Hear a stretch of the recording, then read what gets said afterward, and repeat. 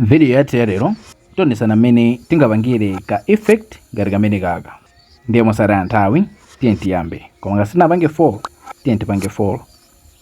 Ndiye tioneni mmene ndinkajambulira ma clip before kuwapanga edit. Ndiye sikuti ndinangojambuliratu tu clip yabwino imene mukuoneramu naisa kangapo, komano clip imene inandigwira mtima inali yomalizirayi imene ndinaponya then ndikupanga zalazo chonchi. Ndicholinga chokuti zayambe zalazo then botolo lizabwerere.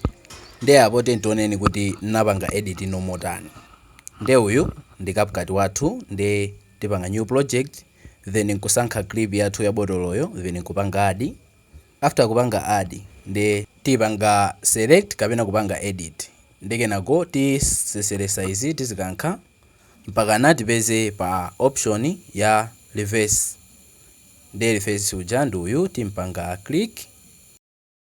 Kati apo yanamba kuti video reverse yatheka. Ndiye tangoyipanga play tione kuti ikuoneka motani.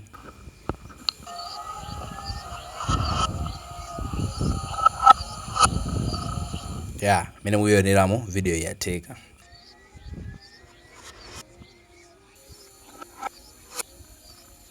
Ngati mufuna kuti ma videos ngati amene wawa asamakuphonyeni, osayiwala kupanga follow. Tiye tionanenso video yotsatira.